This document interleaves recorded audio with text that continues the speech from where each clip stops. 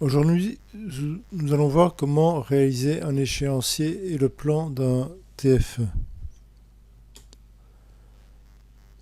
Nous verrons qu'il est assez simple de réaliser un échéancier. Nous verrons des techniques qui donnent des idées pour réaliser un plan. Nous verrons comment choisir un type de plan adapté au sujet choisi, comment élaborer le plan proprement dit, et enfin, on terminera par un exercice pratique. Donc pour réaliser un échéancier, vous pouvez utiliser un calendrier que vous avez chez vous, ou un agenda, ou un tableau, ou un planning, ou encore un fichier Excel.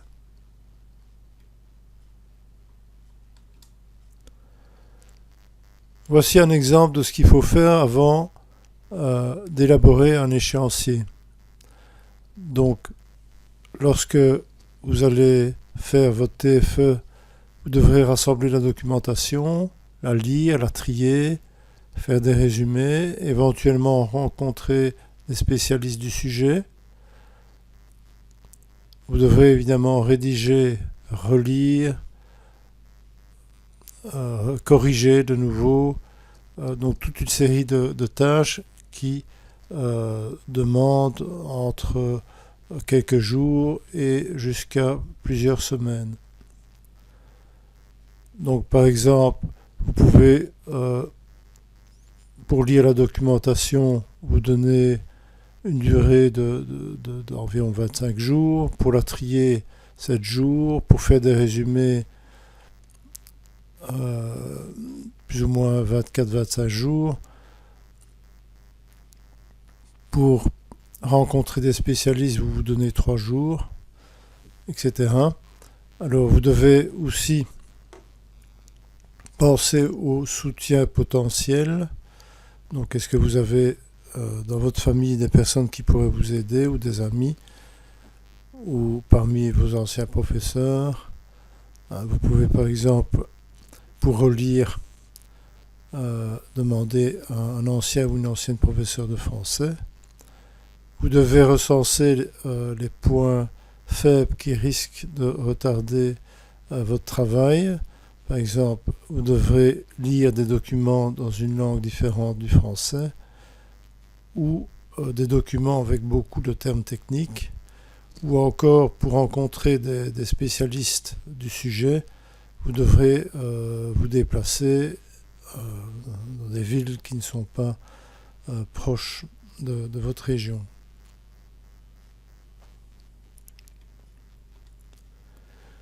Donc une fois que vous aurez fait cet inventaire, vous pourrez construire votre échéancier.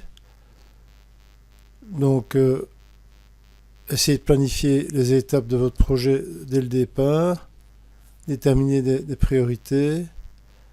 Faites-le en décomposant ces priorités en petites tâches réalisables les unes après les autres.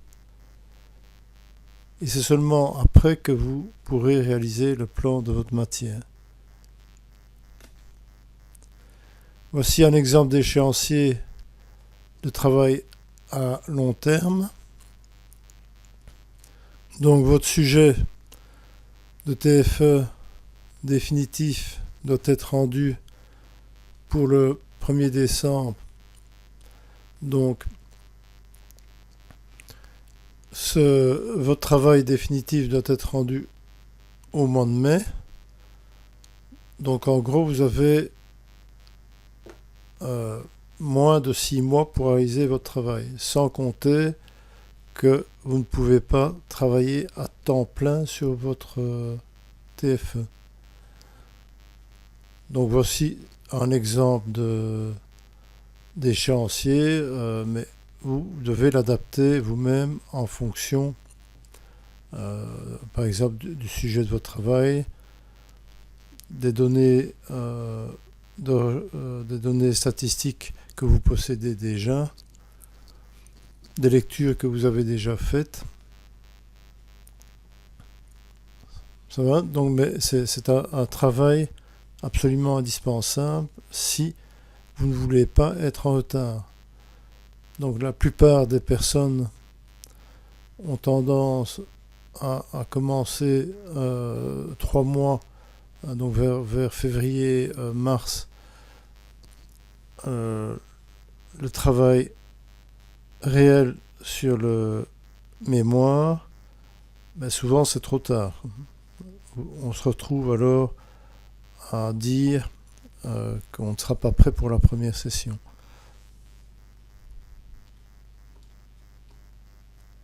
Donc évitez la politique du lièvre. Faites le plus tôt possible un échéancier cohérent.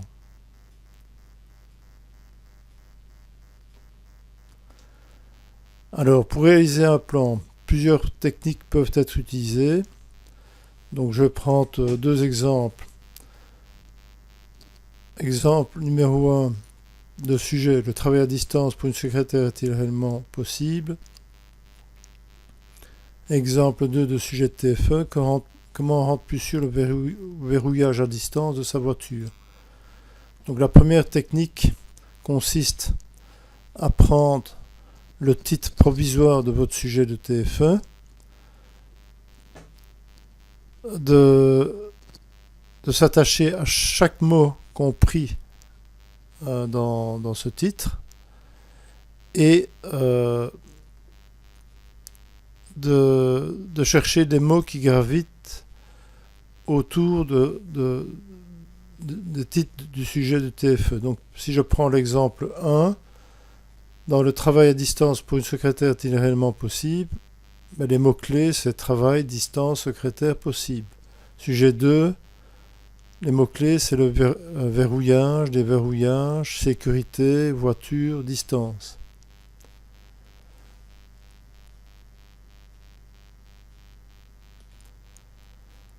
Deuxième technique, c'est le questionnement par association d'idées. Donc, par rapport au titre de votre sujet de TFE, par rapport à votre question initiale, vous devez en fait faire une sorte de brainstorming. Donc, prendre tout ce qui vous passe par la tête et que vous pensez être en relation avec votre sujet de TFE, le noter sur une feuille de papier, ne surtout pas censurer votre imagination. Il y a peut-être des idées qui ne sont pas cohérentes par rapport à votre sujet de TFE, mais ça vous trierez après. Donc c'est noter le plus possible de ce qui vous passe par la tête en relation avec le titre de votre sujet de TFE. Et c'est seulement dans un deuxième temps que vous trierez vos idées lorsque vous aurez, après 2-3 jours, réfléchi de manière plus reposée, vous aurez un peu plus de recul et vous pourrez éliminer les termes ou les idées qui ne sont pas véritablement en relation avec votre sujet de TFE.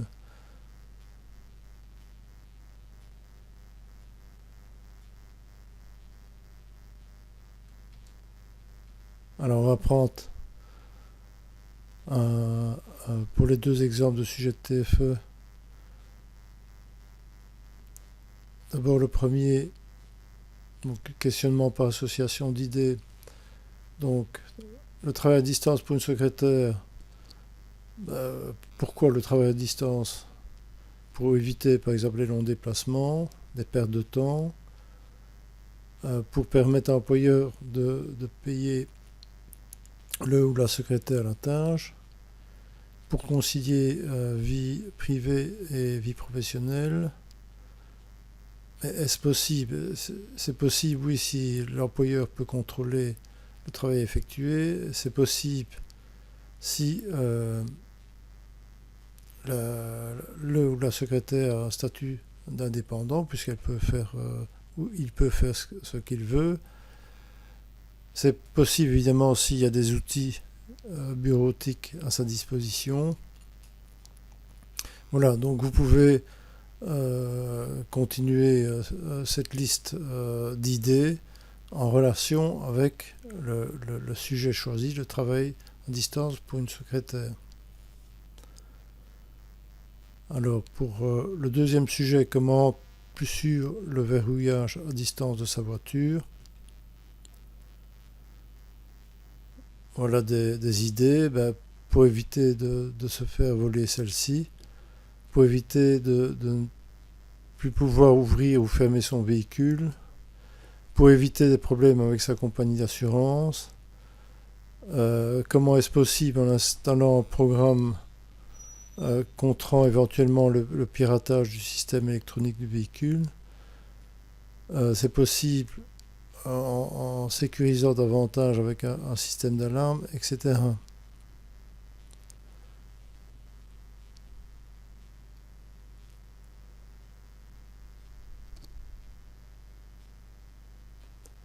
Alors, autre type de technique, le questionnement par déduction.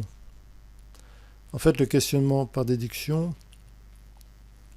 consiste à utiliser les termes qui, quoi, que, pourquoi, comment, à cause de qui, quelles sont les conséquences, quelles sont les causes, et par rapport au sujet choisi. Donc, exemple, le travail à distance pour le secrétaire est-il réellement possible? Pourquoi un travail à distance? Quel type de secrétaire pourrait le faire? Quelles entités acceptent cette manière de travailler? Où est ce mode de travail? Quelles sont les causes à l'origine d'un travail à distance? Quelles procédures doivent être mises en place? Quels outils doivent être utilisés, etc. Pour le sujet numéro 2, comment rendre plus sûr le verrouillage à distance de sa voiture? Pourquoi rendre plus sûr le verrouillage de sa voiture? Quelles voitures ont un système de verrouillage à distance? Comment fonctionne concrètement le verrouillage et le déverrouillage d'un véhicule? Où sont conçus et par qui les systèmes de verrouillage à distance? Quelle est la complexité technique d'un système d'ouverture et de fermeture à distance? On doit se poser aussi la question, comment des voleurs font-ils pour déverrouiller un système de fermeture à distance? Quel programme existe pour contrer le système de verrouillage à distance? Quels systèmes peuvent être mis en place pour protéger une voiture avec un système de commun à distance? Quels progrès techniques ont été accomplis depuis lors? Donc vous voyez que avec cette technique de qui, que, quoi, comment, où, à cause de qui, on peut trouver des idées assez nombreuses. Alors, venons-en maintenant à l'élaboration du plan. Une fois que vous avez trouvé les idées, vous devez les trier, éliminer certaines d'entre elles, et ensuite les organiser selon une structure cohérente. Donc c'est ce qu'on appelle un plan. Donc un objectif sans un plan n'est juste qu'une vision, n'est juste qu'un rêve.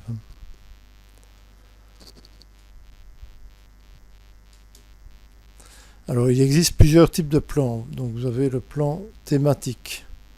Le plan thématique répond aux demandes de description d'un sujet particulier. Exemple de sujet. Comment distinguer les gestionnaires d'avis fiables et non fiables présents sur Internet? Donc aussi un plan provisoire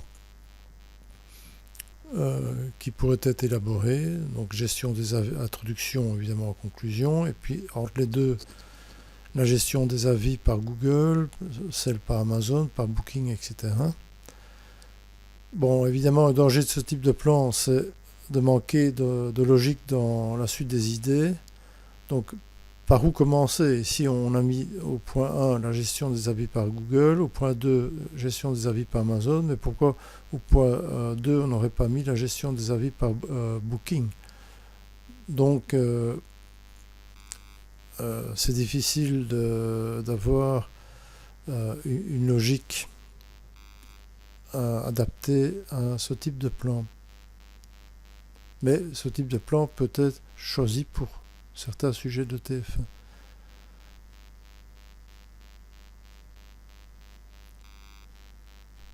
Alors le plan critique est recommandé chaque fois qu'on vous demande de prendre position sur un problème controversé ou discutable.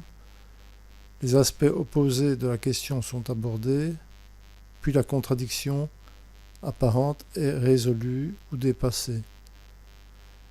Exemple de sujet, le système VPN est-il plus fiable pour sécuriser un réseau sans fil? Voilà un type de plan. Que sont les systèmes VPN et WP1? Les arguments en faveur du système VPN, les arguments en défaveur du système WP1. Synthèse des arguments, mise en évidence de ceux-ci. Le problème de ce type de plan, c'est qu'il ne faut pas se limiter à un simple exposé des faits et de ne pas faire attention et de faire attention de ne pas se contredire. Donc le quatrième point, la synthèse des arguments, ne doit pas être une répétition de ce que vous avez avancé dans les points 2 et 3. Mais ça doit être la résolution du problème.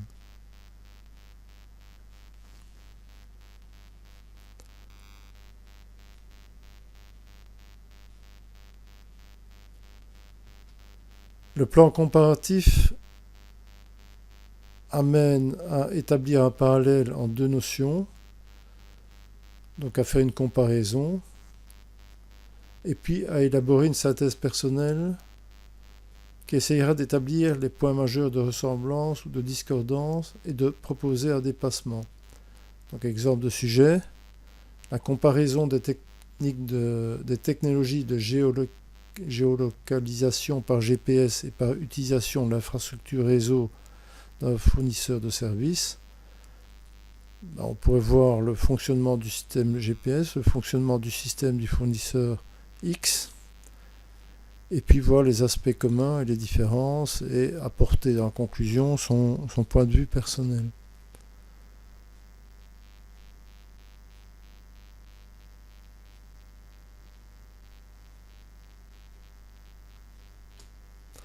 Le plan analytique vise à faire le tour d'un problème qu'on vous demande d'analyser globalement. Il s'attache à l'analyse des origines et des conséquences du problème étudié. Quid du courrier électronique face aux nouveaux moyens de communication?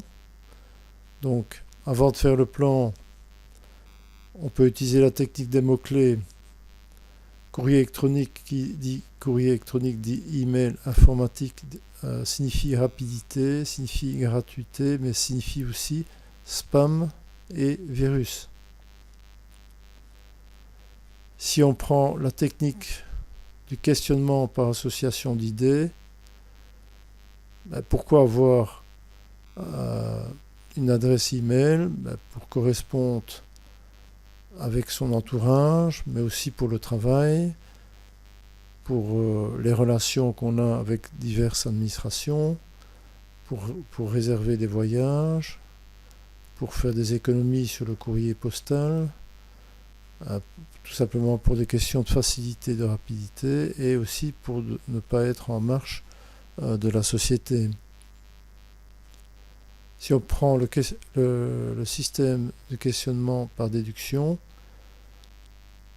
pourquoi avoir une adresse email? Qui possède une adresse email? Depuis quand utilise-t-on les courriels? Quelles sont les conséquences de l'accroissement du courrier électronique? Quels sont les avantages et inconvénients? Quels sont les fournisseurs les plus répandus?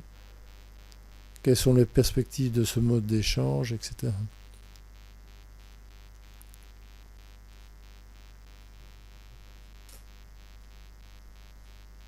Donc le plan analytique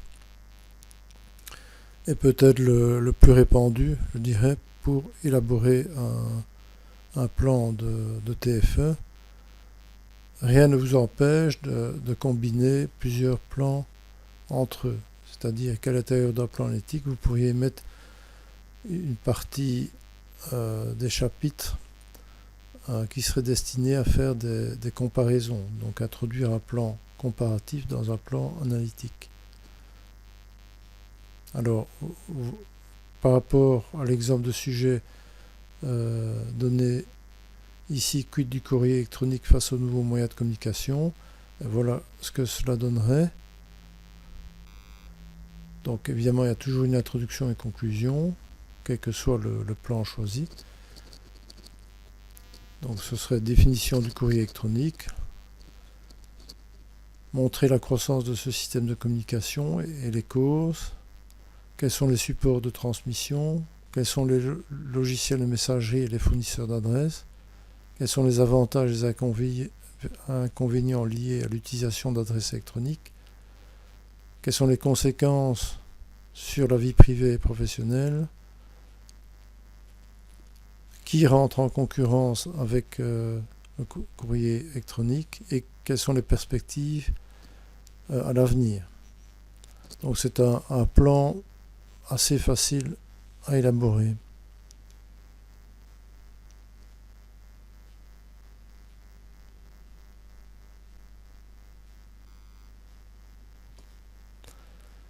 Donc maintenant, par rapport à votre sujet de TFE, vous allez réaliser le même type d'exercice, c'est-à-dire vous allez prendre une feuille de papier et noter le vocabulaire qui s'associe au sujet, donc la technique des mots-clés. Ensuite, vous utiliserez la technique du questionnement par association d'idées, puis celle du questionnement par déduction, et vous choisirez le type de plan le mieux adapté à votre sujet de TFE. Donc est-ce que c'est un plan analytique, critique, comparatif, thématique, ou une combinaison de ces plans. Ensuite, vous construirez un plan provisoire et vous remettrez ce travail pour qu'on puisse l'analyser ensuite.